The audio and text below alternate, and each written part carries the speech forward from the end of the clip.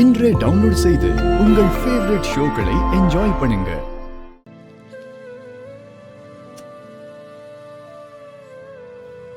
இந்த heart சர்ஜரிக்காக சாவித்திரிங்கிற patient admit ஆயிருக்காங்கல்ல? ஆமா, சொல்லுங்க. நீங்க யார் அவங்களுக்கு? அவங்க எங்களோட சம்மந்தி அம்மா. அவங்க பொண்ணை தான் எங்க மூத்த பையனுக்கு கட்டி வச்சிருக்கோம். ஓ, அவர் உங்க பையன் தானா? பாருப்பா, உன் பிள்ளையோட பவுச பத்தி டாக்டர் கூட தெரிஞ்சு வச்சுக்கிறாரு. டேய், நீ கொஞ்ச நேரம் அமைதியா இருடா. சார், அந்த அம்மா ஒரு பாவப்பட்ட ஜீவன் சார். சொந்தன்னு சொல்லிக்க எங்களை விட்டா அவங்களுக்கு யாரும் இல்லை. எங்க பையனும் இப்போ அவ்வளோ பெரிய அமௌண்ட்டை கட்டக்கூடிய நிலைமையில இல்லை சார். நீங்க இந்த பணத்தை எடுத்துக்கிட்டு ஹார்ட் ஆப்ரேஷனை கொஞ்சம் நல்லபடியாக முடிச்சு கொடுங்க சார். அதெல்லாம் சரிதான் சார். நீங்க ஏன் பணத்தை கொண்டு வந்து என்கிட்ட கொடுக்குறீங்க? உங்க பையன்கிட்ட கொடுத்து கவுண்டர்ல கட்ட சொல்லலாமே. அது ஒன்றும் இல்லை டாக்டர். கொஞ்ச நாளாக எங்களுக்கும் என் பையன் குடும்பத்துக்கும் பேச்சுவார்த்தை கிடையாது. ஒருவேளை நாங்கள் தான் இந்த பணத்தை கொடுக்குறோன்னு தெரிஞ்சா அவங்க ஏற்றுக்காம போகிறதுக்கும் வாய்ப்பு இருக்கு. இந்த பணத்தை நாங்கள் தான் கட்டணும்னு நீங்கள் சொல்ல வேண்டாம் டாக்டர். உங்களுக்கும் அவங்களுக்கும் பிரச்சனை இருக்கும்போது அசால்ட்டா இவ்வளோ பணத்தை தூக்கி கொடுக்குறீங்களே. அவங்களுக்கு இந்த விஷயம் தெரிய வேண்டாம்னு வேற சொல்றீங்க. என்னால உங்களை புரிஞ்சிக்கவே முடியல சார். நம்ம கிட்ட இல்லைன்னு சொல்லிட்டு இந்த ட்ரஸ்ட் காரணங்க பணத்தை கட்டிட்டானுங்களே.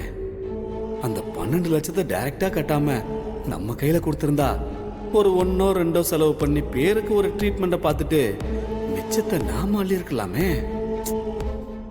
அநியாயமா போச்சே. வாங்கி போட்ட நடத்துல வீட்டையாவது கட்ட ஆரம்பிச்சிருக்கலாம். உங்களுக்கு எப்படி நன்றி சொல்றதுன்னே தெரியலங்க. ஏய், நான் கடமையை தான் செஞ்ச மேகலா. நன்றியெல்லாம் சொல்லி என்ன அசிங்கப்படுத்தாத. ஆண்டவா, இந்த 12 லட்சம் ரூபா மேட்ரை ஹாஸ்பிட்டலுக்காரங்க இவகிட்ட ஓபன் பண்ணாம இருக்கணும்.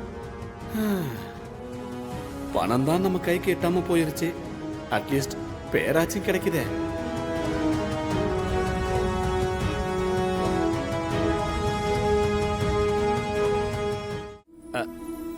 அத்தை, இப்ப ஏன் ஸ்டெயின் பண்றீங்க? ரிலாக்ஸ் ஆகுங்க ப்ளீஸ்.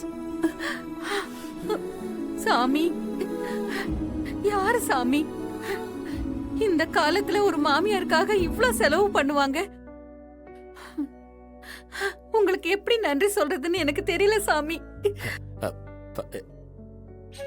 நான் கூட நீங்க என்ன கைவிட்டுருவீங்களோன்னு உங்களை ரொம்ப தப்பா நினைச்சிட்டேன் மாப்ள. அந்த பாவத்துக்கு நான் என்னோட கடைசி மூச்சு இருக்கிற வரைக்கும் உங்க காலடியிலேயே கிடப்பேன் சாமி. நான் கொஞ்சம் கோவக்காரன் தான் அத்தை. கணக்கு வழக்கெல்லாம் பாக்குறவன் தான். ஏன்னா அனாவசியமா செலவு பண்ண மாட்டேன். ஆனா அவசியம்னு வரும்போது கணக்கு பார்க்காம எடுத்து கொடுத்துருவேன் அத்தை. ஒரு உசுரை காப்பாத்துறதுக்கு உதவாத காசு எதுக்கு அத்தை? சரி மேலா பாத்துக்க, நான் போய் டாக்டர் பார்த்துட்டு வரேன்.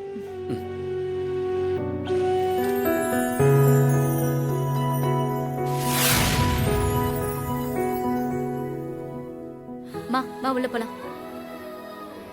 நான் உள்ள எங்க மேகலா வருது? எனக்கு தின்னதானே, நான் இங்கேயே படுத்துக்கிறேன்.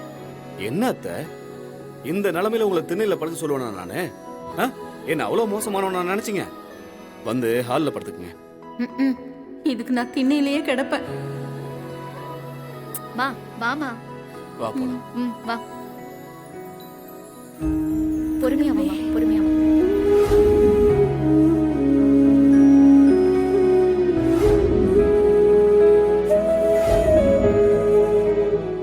மேகலா,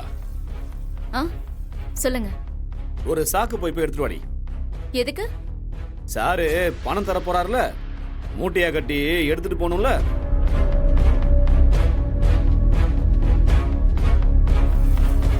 என்னாச்சு? எங்க என் பணம்? என் பணத்தை எடுத்து வையே. நான் பாட்டுக்கு வீட்டை காலி பண்ணிட்டு போயிட்டே இருக்கேன். குணா படத்துல கமல் பேசுற மாதிரி இந்த வீட்டை சுத்தி சுத்தி வந்து மூச்சு விடாம வசனம் பேசுன. இப்போ என்னாச்சு?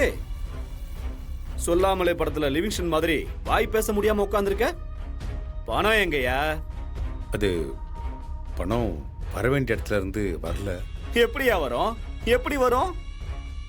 நீ என்ன பெரிய கார் கம்பெனி ஓனரா?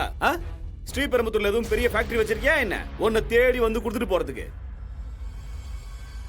நீ எல்லாம் முதல்ல அப்படி பேசலாமாயா? ராஜா, தேவையில்லாம பேசிட்டு இருக்காரு. யாரு யாரு தேவையில்லாம பேசுறது? தேவையில்லாம பேசுனது அவரு. அந்த ஆளு பேசுனதுதான் நான் திருப்பி கேட்டுக்கிட்டு இருக்கேன். சொன்ன மாதிரி பணத்தை எடுத்து வைக்க சொல்லுங்க.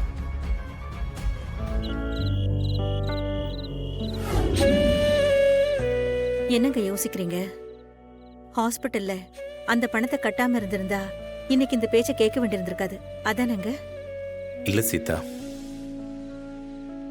எப்ப இவங்களுக்கு எதிரா நாம இருக்கணும்னு முடிவு பண்ணமோ அப்ப இருந்தே நம்ம வாழ்க்கை நல்லபடியா தான் போயிட்டு இருந்துச்சு. எப்ப பாவம் பார்த்து நல்லது பண்ணமோ அப்ப இருந்து அசிங்கமும் அவமானமும் தேடி வந்துடுது. இந்த உலகம் இப்படிதான் போல இருக்கு. கெட்டவனா இருக்கிற வரைக்கும் ஒருத்தனுக்கு இந்த உலகம் கொடுக்க வேண்டிய எல்லா மரியாதையும் கொடுக்கும். ஒரு நிமிஷம் நல்லவனா மாறிட்டா போச்சு. ஏண்டா மாறணும்னு வருத்தப்படுற அளவுக்கு சுத்தி சுத்தி அடிக்கும். வந்துட்டேன்னு சொல்லு. நான் திரும்ப திரும்ப வந்துட்டேன்னு சொல்லு.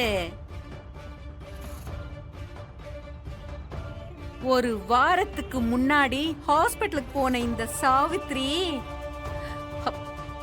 அப்படியே திரும்பி வந்துட்டேன்னு சொல்லு. இந்த பொம்பளை யாருக்கிட்ட சொல்லுது? நான் செத்து பொழைச்சவன்டா, யமன பார்த்து சிரிச்சவன்டா. நான் செத்து பொழைச்சவன்டா, யமன பார்த்து சிரிச்சவன்டா. மிஸ்டர் மார்கண்டேன் சார், என்ன பாக்குறீங்க? அப்படியே நான் போய் சேர்ந்துருவேன்னு நினைச்சீங்கல்ல? யமங்கிட்ட சண்டை போட்டு என் மாப்பிள்ள சிங் என்னை எப்படி தூக்கிட்டு வந்துட்டாரு பாத்தீங்களா? என்னமோ என் மாப்பிள்ள கணக்கு பாக்குறவன், கஞ்ச பையன், கல்லுல நார் உரிக்கிறவன், மணல்ல கயிறா திரிக்கிறவனெல்லாம் சொல்லிட்டு இருந்தீங்க. இப்ப பாத்தீங்களா? ஹாஸ்பிட்டல்ல 10 லட்சம் ரூபாய் அப்படியே விட்டு எறிஞ்சு மாமியார் எப்படி கூட்டிட்டு வந்துட்டாரு பாத்தீங்களா?